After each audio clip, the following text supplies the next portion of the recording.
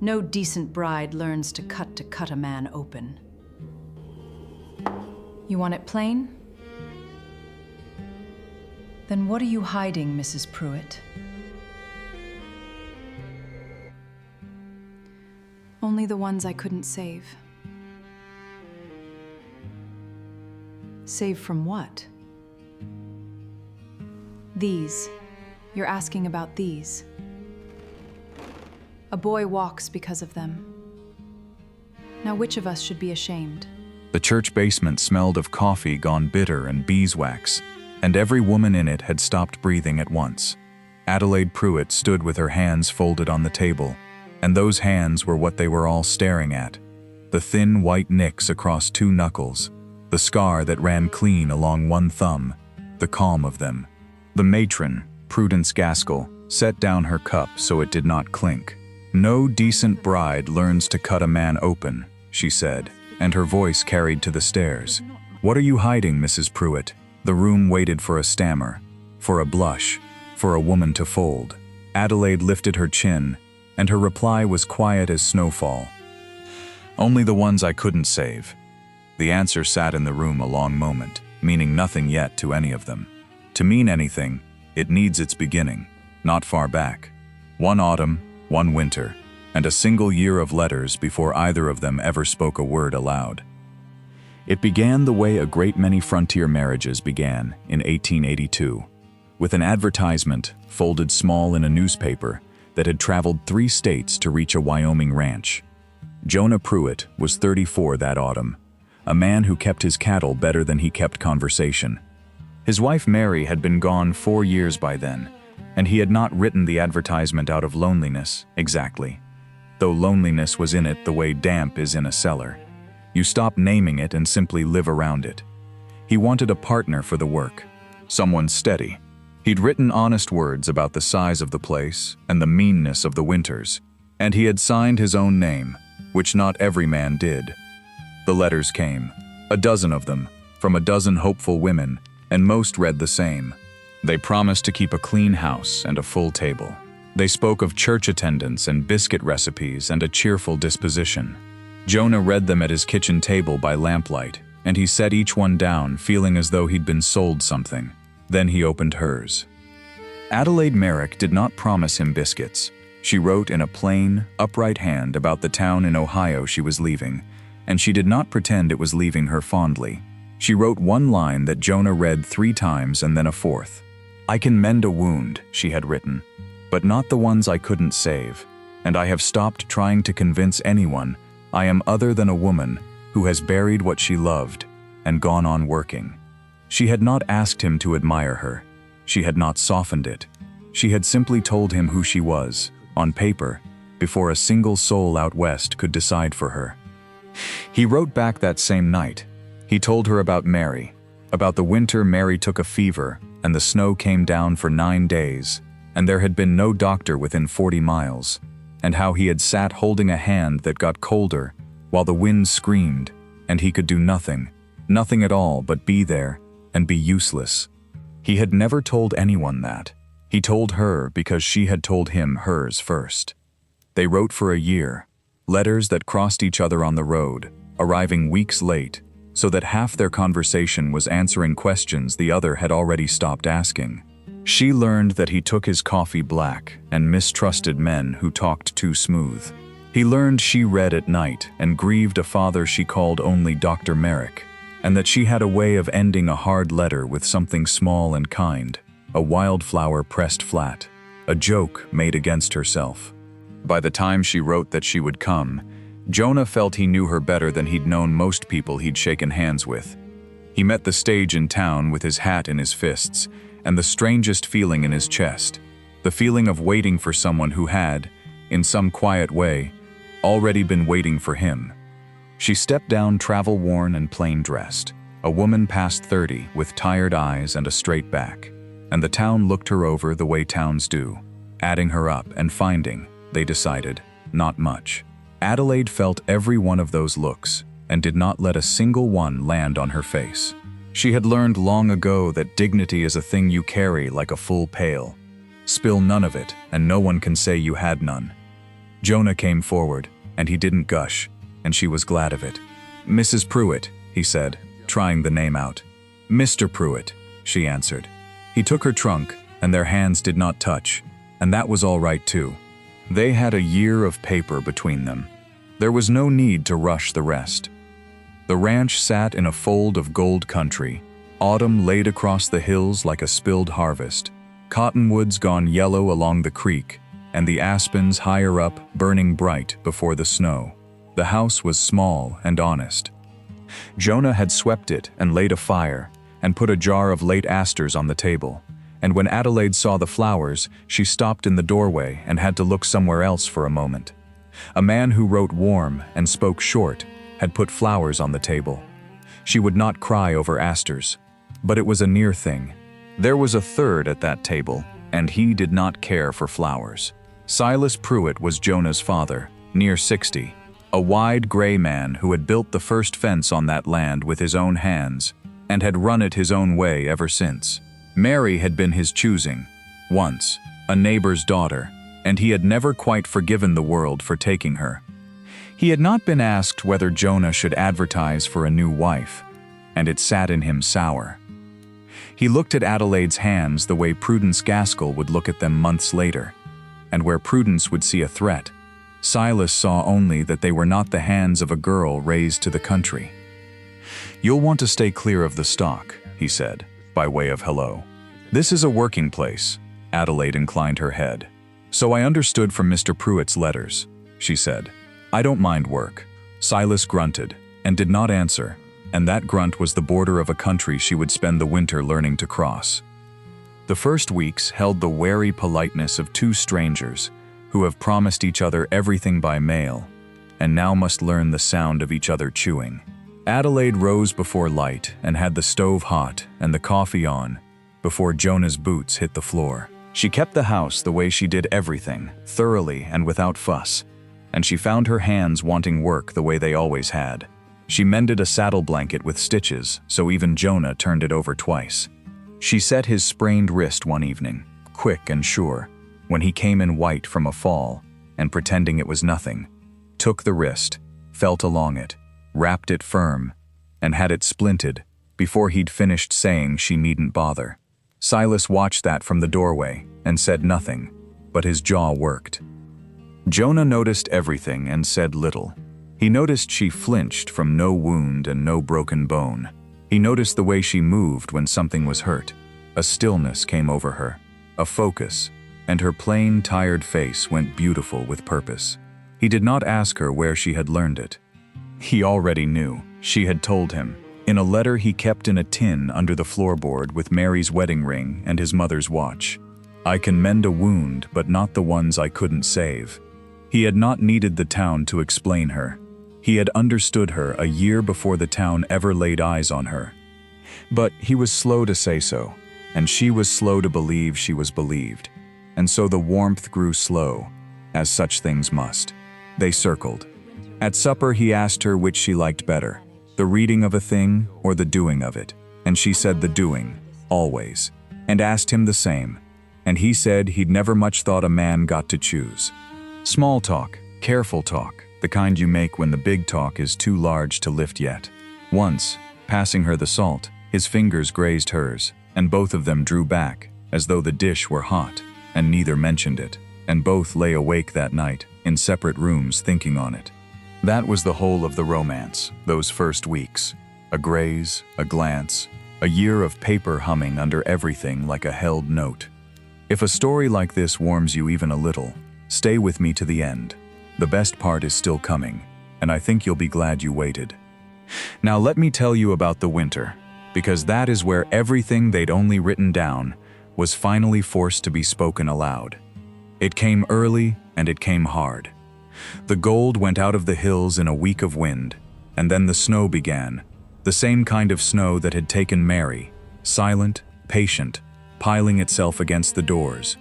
Jonah watched the sky with his father's grim eye and doubled the wood by the stove. Adelaide watched Jonah go quiet in a new way and understood without asking that this weather had a grave in it for him. She did not press. She simply made sure there was always coffee and always warmth, and once, when a 9-day snow began to fall the way it had 4 winters back, she found him standing at the window with his hand flat against the cold glass, and she came and stood beside him, not touching, just there. And after a while he said, "Lo, it came down like this, when Mary went." "I know," she said. "You wrote it to me." He turned and looked at her, then really looked, as if remembering that she carried the worst of him already and had not run. "So I did," he said, and they stood a while at the window with the snow coming down. 2 people who had already given each other their heaviest things by mail, learning now to hold them in the same room. The neighbors nearest were the Coyles, a young family a hard ride down the creek. Tom and Ellen and their boy Samuel, who was 8 and made of nothing but elbows and questions. In the 3rd week of true winter, Tom Coyle came pounding up to the Pruitt place on a lathered horse, in the blue dark before dawn, and he did not get all the way off the animal before he was shouting. There'd been an accident.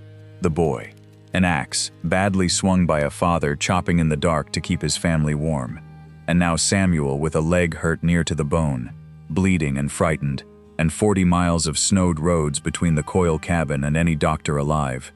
Jonah was pulling on his coat. Silas was up, barking about the road being closed, about a rider not making it, about the folly of even trying. And in the middle of the 2 of them, quiet, Adelaide was already reaching for her shawl and the small worn bag she had carried from Ohio and never once opened in this house. "How much blood?" she said to Tom Coyle, and her voice cut through the men's clamor clean as a struck bell. Tom stared at her. "How much blood?" she said again. "And how bright? And does it come in a rush or a seep?" It's bad, ma'am. It won't stop. Then we don't have time to argue about the road." She looked at Jonah. "Hitch the sled. Bring the good lamp." And Jonah, bless him, did not ask her a single question. He went. Silas caught her arm at the door. Not rough, but firm. The grip of a man who has handled this ranch and everyone on it for 40 years and does not mean to stop now. "You don't know what you're walking into, woman," he said.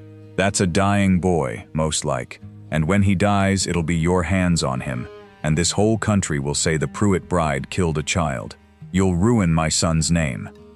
Adelaide looked down at his hand on her arm, and then up at his face, and she did not pull away, and she did not raise her voice. "Mr. Pruitt," she said, "there is a child hurt, and I can help him, and every second you hold this door is a second I am not doing it. Now, which one can you live with? Your name whole and that boy gone, or your name talked about and that boy grown?" The old man's hand loosened, not because she'd won, because he had no answer, and he was too honest, underneath the fear, to pretend he did. She went out into the snow. The ride to the Coyle place was the longest 30 minutes of her life, and she spent it perfectly calm on the outside, going over in her mind everything her father had taught her at the kitchen table and the operating table and the deathbeds of an Ohio county. Dr. Merrick, who had let his daughter learn everything a son would have, because he saw the gift in her hands and could not, being the man he was, waste it for the sake of what people thought a woman ought to be. She had assisted him for a decade. She had closed wounds and set bones and pulled fevers down and, yes, held the hands that went cold anyway, because that is the other half of the work no one advertises for. She had buried him last spring, and with him had gone the only place on earth where her skill was called by its right name. Everywhere else it was called unnatural. She had come west to be a rancher's wife and keep her hands folded and quiet forever. And now a child was hurt, and she was unfolding them. They reached the cabin. Ellen Coyle was on her knees, pressing a boiled cloth to her son's leg and singing to him, in a voice that had gone past words. Samuel was gray and still. Adelaide crossed the room and knelt and became, in an instant, the still and focused woman Jonah had glimpsed only in flashes, every soft thing in her drawn down to a fine, hard point of attention.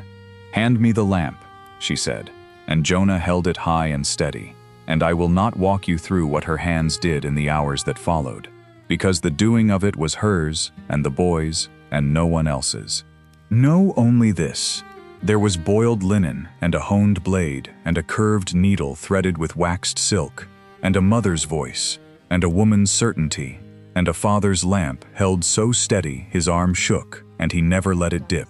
Know that she talked to the boy the whole while, low and even, telling him about the aspens and the creek, and a dog she'd had as a girl, so that the sound of her was a rope he could hold in the dark.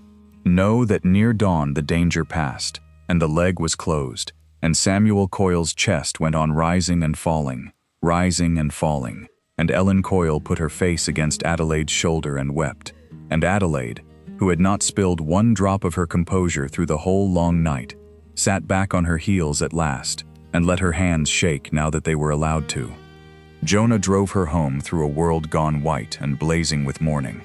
She was silent, spent, her sleeves stiff with the long night's work, and he did not fill the silence. But halfway home he took one hand off the reins and laid it over both of hers, where they sat clenched in her lap, and he left it there, warm and heavy and asking nothing, until the ranch came in sight. She looked at their hands together. "My father used to say," she managed, "that the ones you save don't thank you near as loud as the ones you lose, accuse you." "Nobody's accusing you," Jonah said. She almost laughed. "Give the town a day." The town gave it less. By the time Samuel Coyle was sitting up and demanding food, the story had run the length of the county and been rewritten in every kitchen along the way. The Pruitt bride had cut a boy open on his mother's table. The Pruitt bride had hands that knew things a woman's hands had no business knowing. Where had she learned it, and why? And what kind of woman leaves Ohio at 31 with a surgeon's bag, and no husband, and no word of a past? Gratitude curdled into unease, and unease, in a small frightened place in a hard winter, curdles fast into something with teeth. And so it was that Prudence Gaskell, who ran the church women and half the town besides, put the question to Adelaide's face in the church basement in front of everyone. The very scene you and I began with. No decent bride learns to cut a man open. "What are you hiding, Mrs. Pruitt?" Here is that moment again, and now you may see the whole of it, for you have earned the backstory the town never bothered to ask for. Adelaide stood among the coffee cups with every eye on the white scars of her knuckles. She could have lied. She could have said a neighbor showed her, or she'd read it in a book, or any soft thing that would let them file her back under harmless. She thought of her father. She thought of the boy's chest rising. She let the silence sit until it was almost unbearable, and then she answered. "You want to know what I'm hiding?" Her voice did not rise. "I'll tell you, since you asked it plain. My father was Dr. Ambrose Merrick of Licking County, Ohio, and he had no sons, and he had one daughter, with steady hands. And rather than waste her, he taught her everything he knew. I set bones before I was 16.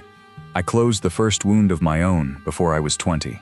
I stood at his side through a diphtheria winter that took 30 children in our county, and we saved the ones we could reach in time, and we lost the ones we didn't, and I held them while we lost them, because someone must, and it may as well be the person who won't look away." She lifted her scarred hands, palms out, so they could all see them. "You asked what I'm hiding. These. I have been hiding these, because I learned that a woman with a doctor's hands frightens people worse than her father with the same. And I was tired, so tired, of being looked at, the way you are looking at me now. So I folded them up, and I came west to keep a house, and I told myself I'd never open this bag again." Her voice caught, once, and held. "And then a child was hurt, 40 miles from any man you'd call a doctor. And you would have had me keep hiding? Only the ones I couldn't save haunt me, Mrs. Gaskell. Never once the ones I could. Samuel Coyle will walk on that leg. If that makes me something you can't sit beside, then I'll take my coffee at home. But I won't tell you I'm sorry, and I won't fold them up again." Nobody spoke. Prudence Gaskell's mouth opened and closed. And in the doorway, where he had come in from the cold to fetch his wife and heard the whole of it, stood Jonah Pruitt, with snow melting on his shoulders and something breaking open in his weathered face. He had known who she was for a year. He had it in his own hand in a tin under the floor, but he had never heard her say it aloud, all of it, unbowed in a room full of people who wished her small. And hearing it, He understood that the letters had told him only the outline. This was the woman herself, whole and scarred and unfolded at last. He wanted, more than he had wanted anything since Mary, to cross that room and stand at her side. And he was a slow man, and the moment was hers. And so he waited by the door and let her finish, and only then went to her and put her shawl around her shoulders and walked her out into the snow without a word, because some things you say by handing a woman her shawl. But the trouble was not only the town. The trouble came home with them, and its name was Silas. The old man had heard the story too, and it had not softened him. It had frightened him worse, for Silas Pruitt's fear had never been about blades. It was about losing. He had lost Mary and then lost his boy's grief to 4 silent years, and now here was a woman who walked into the exact teeth of his oldest terror. A snow, a dying, a hopeless ride, and did not lose, and he did not know what to do with a person who beat the thing that had beaten him. So he did what frightened men do. He reached for control. That evening he stood in the kitchen and told Jonah, with Adelaide standing right there, that the woman would bring ruin on the ranch, that a wife the county talked about was a wife no decent hand would work under, that the marriage was an arrangement and arrangements could be unmade, and that Jonah would do well to send her back before the spring made the roads passable and the gossip permanent. Jonah went still. Adelaide, for her part, set down the plate she was drying and did not defend herself, because she had learned that a woman who defends herself in a room like that only hands them more to use. But she looked at Jonah, and there was a question in it, and it was the oldest question she carried, older than the town, older than her father's grave. The question of whether she would be assumed or believed, whether the year of letters was a true thing or only ink. And this is the dark heart of it, the long night of the whole story. So let it breathe a moment, because Jonah did not answer his father right away. He was a slow man, remember, and a son who had done what his father said his whole life, and the habit of that was 40 years deep. He stood in the kitchen between the difficult old man who had raised him and the unfolded woman who had trusted him, and he felt the whole weight of before pulling on him.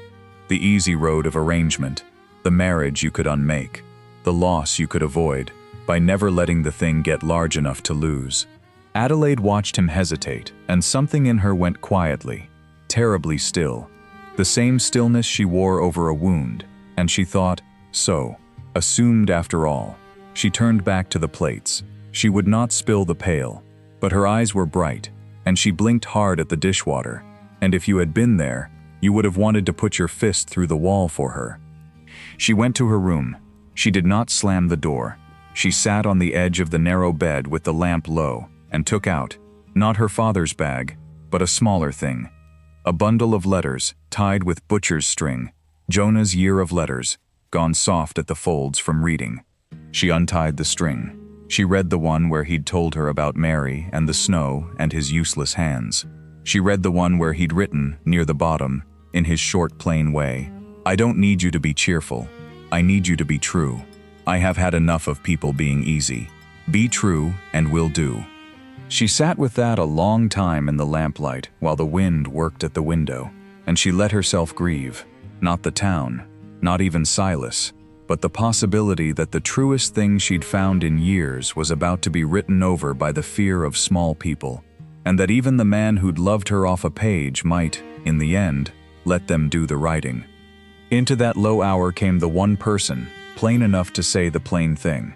Ellen Coyle rode up the next morning through the crust of new snow, her boy mending fine at home, and she did not come for coffee. She found Adelaide at the woodpile, and she took both her hands, scars and all, and held them the way you hold something you owe your life to. I heard what the old man said, Ellen told her, for the country tells everything, and I've come to say one thing, and then I'll go. She squeezed the scarred hands. That man loved you off a page, a year before this town decided to fear you. Jonah Pruitt read your words by a lamp in an empty house and answered you the same night. Tom saw the light, wondered who he was writing to, wore a track to the post road all that winter. He knew you before they ever misjudged you. Don't you let them write over it, and don't you let a frightened old man do it either. You go back in that house and you be true. like he asked, and you make him be true back. You've earned that. My Samuel earned you that. And she got on her horse and rode home, having said the plain thing, which is the rarest gift there is. Adelaide stood at the woodpile with the cold burning her cheeks, and Ellen's words settling into her like heat into cold hands. She thought of the letters gone soft at the folds. She thought of a man who wrote warmer than he spoke, and understood, standing there, that a man like that might need to be met halfway, might need the woman to be true first, out loud, the way she'd been true first on paper a year ago, when she wrote the one honest line that started all of it. She had told him who she was before the town could. Perhaps it was time to tell him who they were, before Silas could. But before she could go find Jonah, Jonah found the town. Or rather, the town came to the fence. It was the following afternoon, the sky low and pewter, the kind of cold that puts a taste of metal on the wind. A knot of them had ridden out, Prudence Gaskell's husband and 2 of the churchmen and a couple of ranch hands from down the valley, come under the cover of neighborly concern to say the quiet thing loud, that a woman like that couldn't stay, that they'd be within their rights to ask her gone, that no man they'd work alongside could keep a wife the county feared. They said it to Silas first, at the fence line, and Silas, frightened Silas, who half agreed, stood there gray and silent and let them say it, because it was his own fear wearing other men's mouths. And Adelaide, coming across the yard with an armful of feed, heard it, and stopped, and set the feed down slow, and prepared, one more time, to stand in the teeth of it alone. Only she was not alone. Jonah came out of the barn. He came walking easy, the way he did everything, and he took a place at the fence beside his father, and he looked at the knot of men on their horses, and then he did a thing his father had never once seen him do. He took off his hat. Not in deference, but the way a man does when he's about to say something he means with his whole life. "Afternoon," he said. "I'll save you the ride back cold. My wife stays." Prudence's husband started in about the town, about decency, about talk.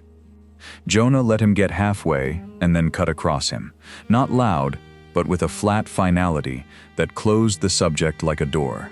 "You listen now, because I'll say it the once." He turned his head and looked, deliberately, at his father as much as the men. "A year ago, I put a notice in a paper, got a stack of letters back, promising me biscuits and cheer. And one letter told me the truth, that she'd buried what she loved and gone on working, that she could mend a wound, but not the ones she couldn't save. I read that letter and I knew her. I knew her a year before a one of you laid eyes on her, before you decided to be scared of the best hands in this county." His voice roughened. "My Mary died in a snow like the one we just had, with no doctor inside 40 miles, and me holding her hand useless. You all remember, you sent your regrets." He let that sit. "This winter, another family's child was hurt in a snow just as deep, and he did not die. You know why he did not die? Because the woman you rode out here to run off got in a sled in the dark and went. While I stood there useless again, she went." He put his hat back on. "Samuel Coyle will walk because of my wife, and any man who's got a problem with that is welcome to come find me the next time his own kin is hurt, and see whose door he beats on." Silence. The metal wind. And then Jonah said the last of it lower, just to the men. But Adelaide heard every word across the yard. "You don't get to ride over her. I already know who she is. I've known for a year. Ride home." They rode home. And Silas Pruitt stood at his own fence and looked at his son, as though seeing a man he'd somehow raised without noticing, and then he looked across the yard at Adelaide standing by the spilled feed with her hand at her throat, and the old man's face did a slow and difficult thing. He was not a man who could say he was sorry, that machinery had rusted in him decades back. But he walked over to her, heavy and stiff in the cold, and he stood before her a moment, and then he bent, his knees not liking it, and gathered up the feed she'd dropped and held it out to her. An old man's apology, wordless, in his 2 hands.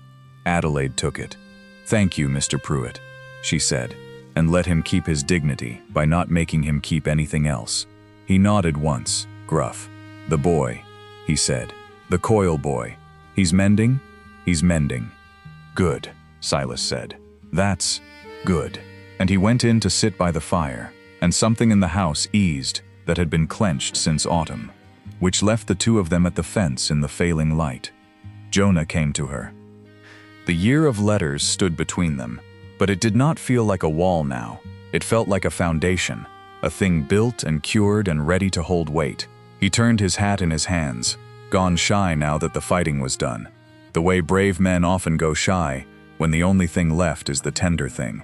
"I have to tell you something," he said, "and I've made a poor mess of when to say it, so I'll say it late and plain." He looked at her. "When my father talked of sending you back, I didn't answer him quick, and I saw what that did to your face, and I've hated myself a full day over it. It wasn't doubt. It was, I've been letting that man decide things my whole life, and for one bad minute the habit had me. But I want you to hear this true, since you gave me true first, a year ago, on paper." He took a breath. "I didn't answer your letter because I needed a housekeeper. I've kept my own house 4 years. I answered because you told me the one honest thing in that whole stack, and I have been half in love with the woman who wrote it since the night I read it by that lamp. I married an arrangement on paper because I was too much a coward to say the rest. But there's nothing arranged in how I feel." He swallowed. "So I'm asking you again, and proper this time. Not for a housekeeper, not for an arrangement. Be my wife true, my partner, my match, the one I stand at the fence beside. I'll be true back. That was your one condition, and I mean to spend the rest of it keeping it." Adelaide Merrick, who had kept her pail from spilling through a whole hard autumn and winter, through a matron's cruelty and a father-in-law's fear, and a long night of doubting she'd ever be believed. Let it spill now, the good way, at last, in front of the one person on earth who'd known her before the town got its hands on her. She did not throw herself at him. That was not either of them. She stepped close, in the metal wind and the last gray light, and she took his turning hat gently out of his hands so he'd have nothing to fidget, and she put her scarred hand flat against his chest. "You loved me off a page," she said, "before they ever decided to fear me. Someone reminded me of that yesterday, and I've been ashamed since that I could ever have doubted it for a lamplit hour, same as you doubted your minute." She looked up at him. "Yes, true, partner and match, and the one beside you. I've spent a year telling you my worst things by mail, Jonah Pruitt. I'd like to spend the rest telling you the small ones out loud." And Jonah Pruitt, who wrote warmer than he spoke, found at the fence in the cold that he could, when it mattered most, speak exactly as warm as he wrote. He did not kiss her showily. He drew her in against the wind and held her the way he'd held that lamp, steady, and without a tremble he'd let her see. And over her shoulder, the first stars came out hard and bright across the Wyoming dark. And inside the house, an old man had put more wood on the fire than one man needed, so that there'd be warmth enough for 3. They were married true that spring, when the roads opened and the aspens came back gold green along the creek. Not a new wedding, for they'd had the paper one, but a renewing, the both of them saying the plain words again now that the words were plainly meant. Samuel Coyle stood up front on a leg that carried him fine, proud as a rooster, having decided the whole affair was chiefly his doing. Ellen wept. Even Prudence Gaskell came and put out her hand, stiff, and said that she supposed a woman's hands were the Lord's business and not the town's, which was as near an apology as ever left that particular mouth. And Adelaide took it in the same spirit she'd taken the old man's armful of feed, gently, and without making anyone kneel. Silas gave her away, which surprised the county and surprised Silas most of all. And when the minister asked who supported this woman in her marriage, the old man said, "I do," in a voice that cracked. And everyone was kind enough to blame the spring pollen. Adelaide kept her father's bag oiled and ready by the door after that, and it did not gather dust.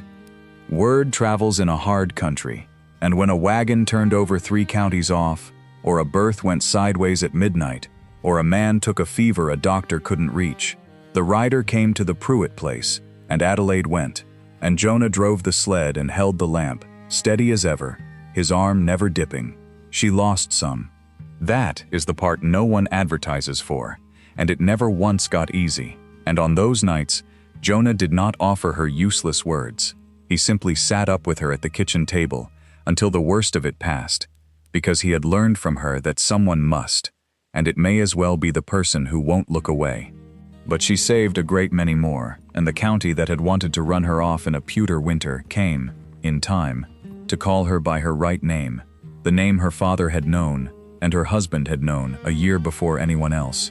Not the thing they'd feared, but the thing she'd always been. And here, if the firelight will hold a moment longer, is the small, true thing under all of it. We spend so much of our lives searching the far horizon for what might save us, the stranger who might understand, the somewhere else where we might finally be seen for what we are. And so often the truth is quieter and closer than all that searching. The one who will love you truest is frequently the one already right beside you, across the fence, at the same table, holding the lamp steady while your hands do their work. But there is a harder truth folded inside the sweet one, and Adelaide Pruitt learned it in a Wyoming winter and carried it the rest of her long life.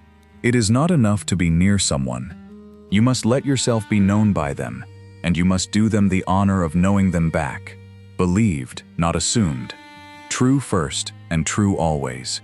She wrote one honest line to a stranger, once, and it was the bravest thing she ever did, braver than any night by lamplight, because it let the right man find her before the wrong crowd could name her. And that, in the end, is what love on the frontier or anywhere else comes down to. Not being flattered, not being handled, being believed. These stories are made with love. If this one stayed with you, subscribe to the channel, and I'll keep telling them. That is all I ask.